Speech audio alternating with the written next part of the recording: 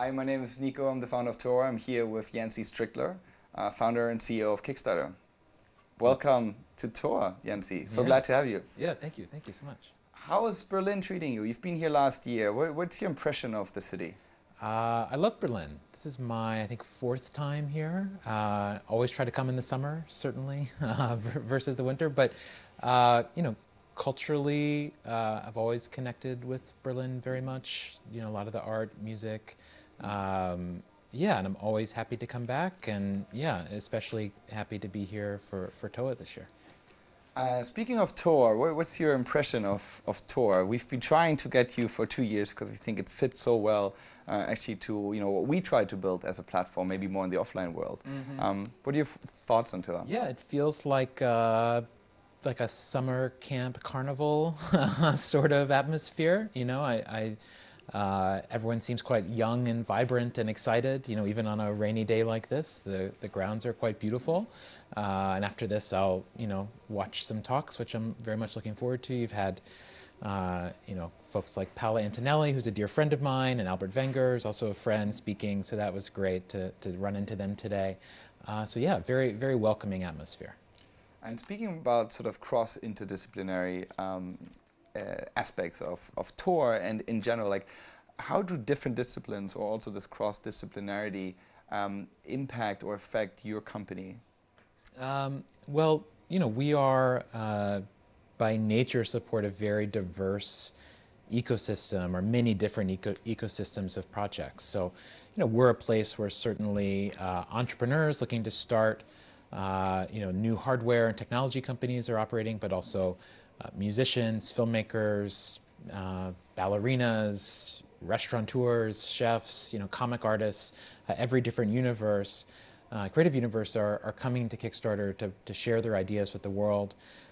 We love this. I mean, this is where we come from. We only started this company because of our history and involvement with these communities over the long period of time. And there's a way that we think of Kickstarter as almost being like a post-tech company, where the tools of technology are become so simple and so accessible for even a non-technological person to work with them that you're able to create something like Kickstarter, which obviously is a website and uses a technological backbone to guide the system and to make money change hands.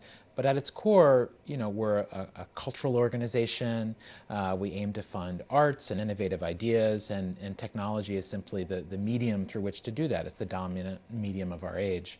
And so, we balance back and forth between those things quite a bit. Most of our staff works in product and engineering, but there's an almost equal amount of people who are out representing artists and creators and come from those worlds as well. So, I feel that's sort of the contemporary organization, and I think something that will become more and more commonplace. What do you think technologists can learn from the arts and vice versa? Well, I mean, I think maybe an important distinction is that I think as an artist or as a creator, it's unlikely that you are driven by money. You are driven by a vision or something that you feel compelled to communicate, some idea in your head that you're just trying to translate into physical or audio or whatever sort of form, as close as you can. And one thing that I really like about the creative world and something that Kickstarter is really modeled after is sort of a project-based approach. You'll explore one idea and move on to the next idea, and you're not trying to turn each thing into a career. You're just sort of trying to conceptualize and realize a singular thing. I think that's quite beautiful. As we found with Kickstarter, trying to do that and then it turns into a company, ultimately, like, there's a responsibility that comes with that is exciting and also you're stuck with, if your idea is successful. But certainly something that we like to talk a lot about and that I'll talk about today is the importance of creation without money being the goal. I think that's probably the biggest challenge facing the technology industry. It's a bit of a money monoculture of rich people trying to get even richer, and I think that is a very poor outcome for society. So I think looking to the arts and creativity and people who are creating simply out of an internal drive and trying to shape the world in quite specific ways is a far more valid way to create and something I hope more people do. And does technology general, by sort of decreasing the cost of failure, have a positive impact on this creation process? Yeah, probably. I mean, there's the part of me, I'm 37 years old, and so I grew up without the internet, and technology to me was like an Atari or a Walkman, which I know people in those days were scared of those things too. But I, to be honest, am a bit of a Luddite in that I don't cheer for the ultimate success of technology overall. I sort of fear for that world a bit, which is maybe a bit silly and old-fashioned, but is Very like German. where, Very yeah, German. okay, good. Yeah. That's where I come from. So I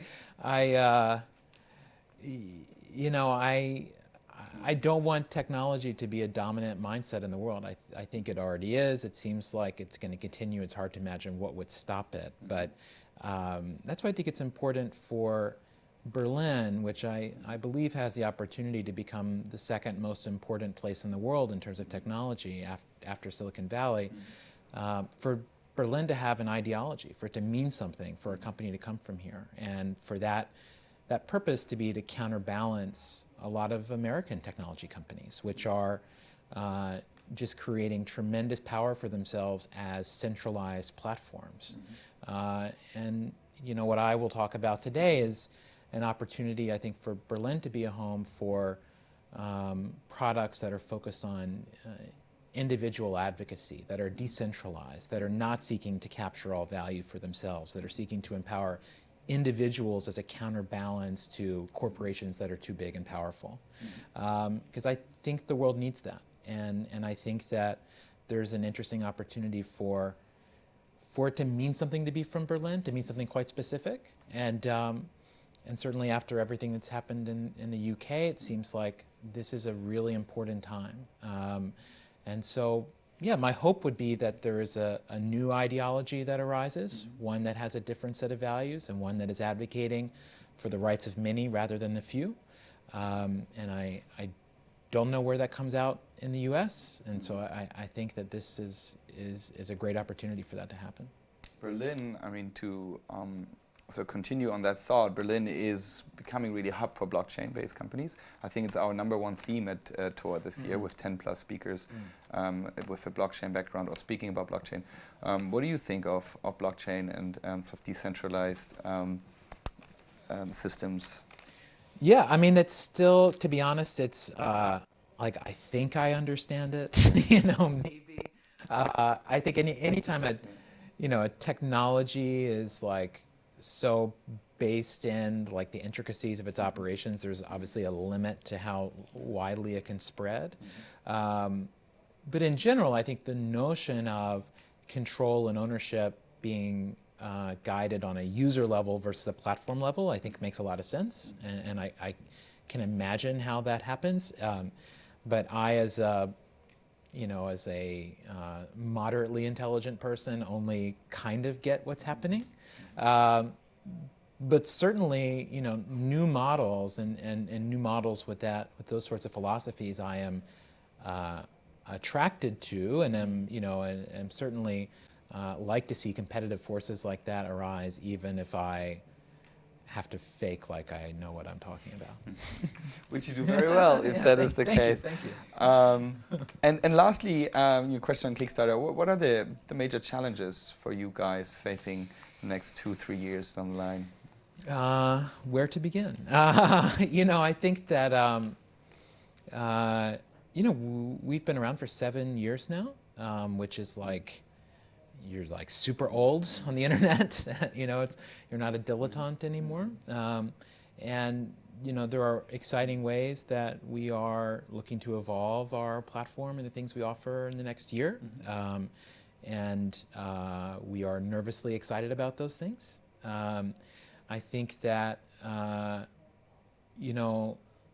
true power of what Kickstarter represents is still not very well communicated. I mean, I see at the core of it certainly being about individual and personal empowerment, but it's also that this is a way where ideas can exist without needing to make somebody money to justify their existence. You know, ideas on Kickstarter find support just because people like them, not because they may be profitable for someone else. And the world is moving, you know, so all in to an investment mentality to everything.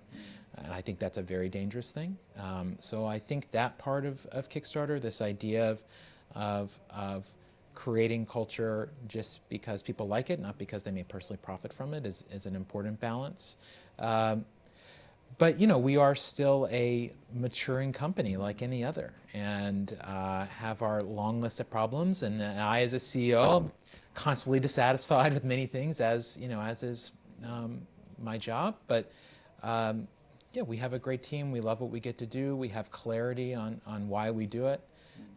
Last year we became a public benefit corporation, which is a new legal structure in the United States where we are legally mandated to provide a good for society.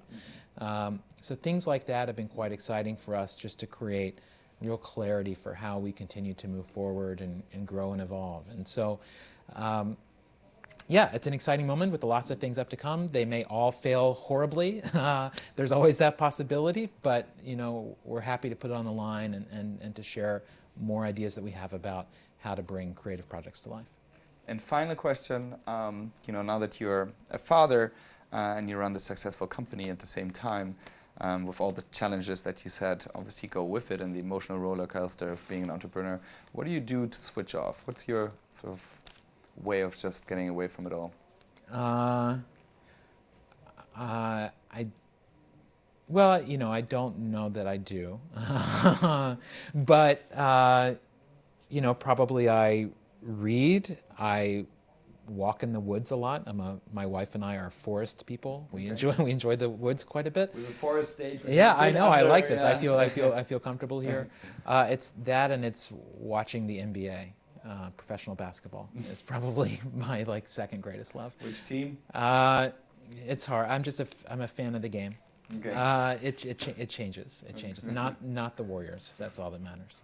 But yeah, those are the things. Cool. Thanks so much. Thanks for coming, and yeah, looking forward to your talk.